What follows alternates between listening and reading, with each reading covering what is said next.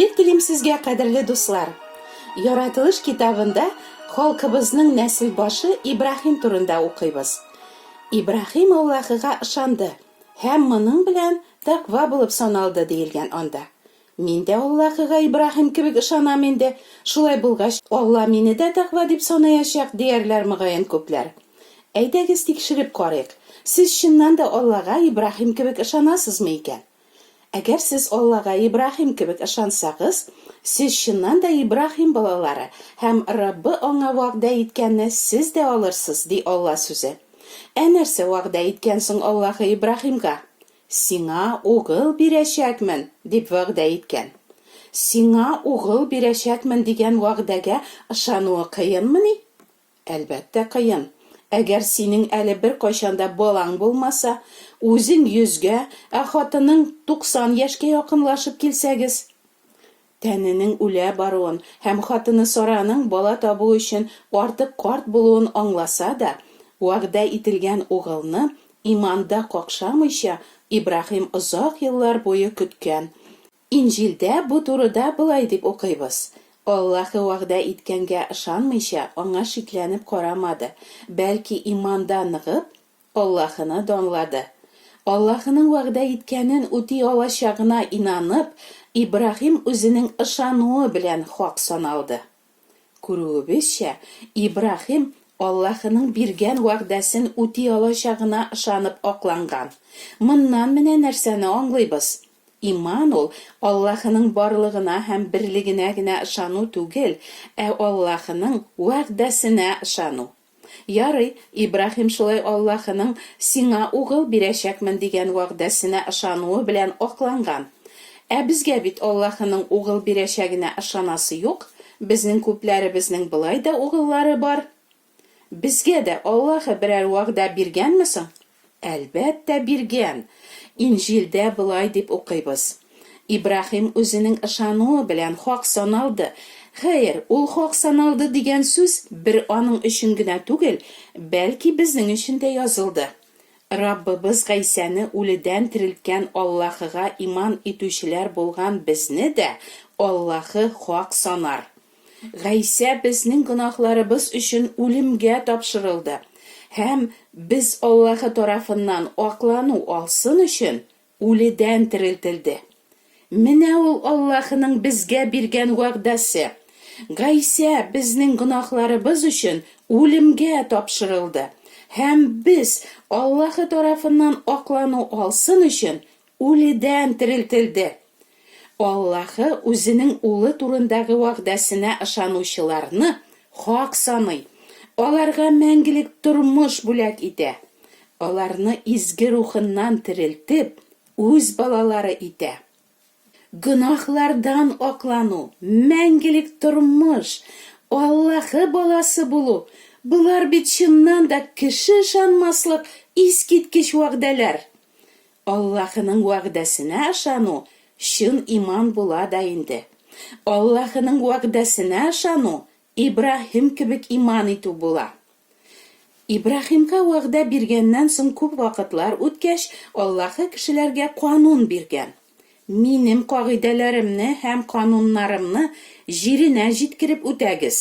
Аларны үтәгән кеше тереклек итәчәк. Мин Раббы дип укыйбыз Аллаһының Муса аркылы биргән канун китабында.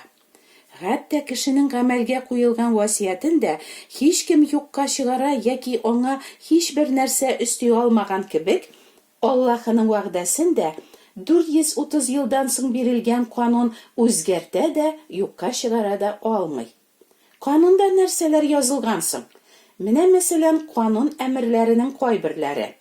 Изге булыгыз, сыннарга табынмагыз, путлар ясамагыз, урлашмагыз, ялганламагыз, якыныңны рәнҗетмә һәм талама, хаксызлык кылма, гайбәт сатып йөрмә, туганыңа карата күңелеңдә дошманлык саклама, беркемнән дә үч алма, якыныңны үзеңне яраткан кебек ярат. Мин шулай яшим инде дисеңме? Син бер генә гөнаһта кылмыйсың, бер кайчанда ялганламыйсың, беркемне дә рәнҗетмисеңме? 10 боерыктан тыш язылган тагын 613 кагыйдәне дә син һәр вакыт һәм җиренә җиткереп үтисеңме? Мәсәлән, түбәндәге кагыйдәләрне дә елның-елына үтәп киләсеңме? Уңыш җыеп алгач, уңышларыгызның беренче көлтәләрен руханига китерегез. Рухани шимбәдән соң икенче көнне көлтәне Раббы алдында күтәреп селкесен. Көлтәне селкегән көндә Раббыга тулайым яндыру корбаны итеп, кимчелексез 1 яшьлек тәкә бәрән китерегез. Һәм бәрән белән бергә Раббыга икмәк бүләге итеп зәйтүн мае кушылган 1 эфа сыйфатлы бодай онының 10-2 өлешен китерегез. Бу яндыру бүләге. Күтәреп селкү бүләге өчен үзегез яшәгән һәр каласаладан 2 икмәк китерегез. Алар 1 эфа сыйфатлы бодай онының 10-2 өлешеннән ашыга пешерелсен. Бу Раббыга беренче уңыш бүләге. Икмәк белән бергә кимчелексез 1 яшьлек 7 тәкә бәрән, 1 үгез бозау һәм 2 сарык тәкәсе тәкъдим итегез. Алар Раббыга тулайым яндыру корбаны булыр. Шулай ук гөнаһ юлу корбаны итеп 1 кәҗә тәкәсе һәм татулык корбаны итеп 1 яшьлек 2 тәкә бәрән китерегез. Мин сезгә Муса аша бирелгән Аллаһы канунының бәләкәй генә 1 өлешен укыдым. Сез буларны һәм канунның йөзләрчә башка кагыйдәләрен үтәп яшисезме? Мөгаен инде сез шаккатып, каян мин буларның барысын үтим дә, ничек ул кадәр корбаннар китерә алыйм дигәнсездер. Кем бөтен канунны һәм аның 613 кагыйдәсен һәр вакыт һәм төп-түгел үти ала? Канунның хәтта 1 генә талабын бозучы да бөтен канунны үтәмәүдә гаепле була. Әлбәттә, беркем дә моны үти алмый. Димәк, канун таләпләрен үтәп, беркем Аллаһы тарафыннан аклана алмаячак. Шулай булгач, канунның максаты нинди соң? Канун гөнаһларны күрсәтү өчен бирелгән. Канун көзге кебек гөнаһларны күрсәтә, ләкин ул кешене гөнаһларыннан юмый. Шулай ук канун аша Аллаһы үзенең изгелеген күрсәтә һәм Аллаһыга буйсынган кешенең дә изге һәм камил булырга тиешлеген таләп итә. Канун үзенең таләпләрен үтәмәүче һәр кемне ләгънәтли, үлемгә дучар итә. Димәк, бар кешеләрдә канун ләгънәте астында һәм һәр кем мәңгелек тамакка лаек. Канун ләгънәтеннән һәм мәңгелек үлемнән котылу өчен гөнаһлы кешегә коткаручы кирәк. Изге язма безгә беренче битеннән соңгысына кадәр шул коткаручы изге зат турында сөйли дә инде. Ул зат Гайса Мәсих. Ул җиргә килеп, һичбер гөнаһ кылмыйча яшәп, безнең урынга бөтен канунны үтәп, канун ләгънәтенә дучар ителгән без гөнаһлыларны үзенең үлеме һәм үледән терелтелүе аша юлып алды. Һәм Аллаһы Мәсих Гайса тарафыннан китерелгән шушы корбанны кабул итеп, шушы изге корбан хакына гына иман итүчеләрне аклый. Рәсүл Паул булай дип аңлата: әмма хәзер Муса канунына бәйсез рәвештә Аллаһының кешене ничек итеп аклавы ачыкланды. Кеше белән кеше арасында аерма юк, чөнки барысы да гөнаһ кылдылар.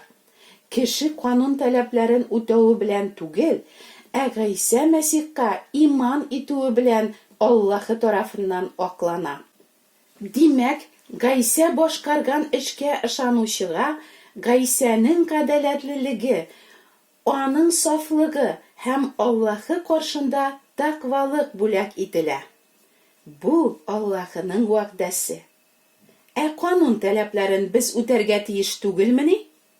Коткаручы Гайса тарафыннан юлып алынганнар хәзер инде бөтен канунны үз эченә алучы Мәсих канунын, мәхәббәт канунын үтәргә тырышалар. Ә ул менә нинди? Раббы Аллаһыңны бөтен йөрәгең, бөтен җаның һәм бөтен акылың белән ярат, һәм якыныңны үзеңне яраткан кебек ярат. Ләкин гөнаһлы кеше һәр нәрсәне үзенчә бозып яшәргә күнеккән. Тур башында ихтирам, хөрмәт кабул итеп, Аллаһ өчен җирәнгеч булган мәҗлесләрдә сыйланып, мәйетләргә дуга кылып, хәйр-садакалар җыеп утыручы дин әһелләре Аллаһка үзләренчә табынуны урнаштырырга тырышып, үзләренчә акланырга омтылып, Аллаһның сүзләрен бозып өйрәтәләр. Элек баш руханилар ничек Гайса Мәсихка каршы килеп, ул үзен Аллаһы улы дип атаган өчен аны хашка кадаклатып үтерткән булсалар, хәзер дә дин өйрәтүчеләр Аллаһы үзе биргән корбанны санга сукмыйлар һәм Гайсәгә ышанучыларны нәфрәт итәләр. Шулай үзләренең өсләренә Аллаһның гадел ачуын җыялар. Үзләре дә хакыйкатькә буйсынмаучы һәм халыкны да адаштыручы сукыр җитәкчеләр алар. Аллаһның тормыш бирүче вәгъдәләренә, аның Гайса аша гына коткаруына ышанмаучылар, гөнаһлы юлларын калдырырга теләмәүчеләр, шул сукыр җитәкчеләр артыннан ияреп, Коръәннәр укытып, хәерләр биреп, намазлар укып, бәрәннәр чалып, үзләренең вөҗданнарын тынычландырырга тырышалар. Аллаһы аларны кисәтеп былай ди: улына иман китерүченең мәңгелек тормышы бар, ә улына иман китермәүче тормыш күрмәячәк, бәлки аның өстендә Аллаһның ачуы торачак. Дусларым, мәрхәмәт ишекләре әле ачык чакта. Тәүбә итеп, бурылыгыз Гайса чакырган тормыш юлына. Ышаныгыз коткаручы Гайса Мәсихнең саф каны гына сезне Аллаһы каршында юып чистартканына. Гайсәгә иман итеп, аның артыннан иярүчегә Раббы үзенең вәгъдәсен, мәңгелек тормыш бүләк итә. Һәм сезнең җаннарыгыз канун ләгънәтеннән котылып, мәңгелек тормышка күчәрсез. Амин.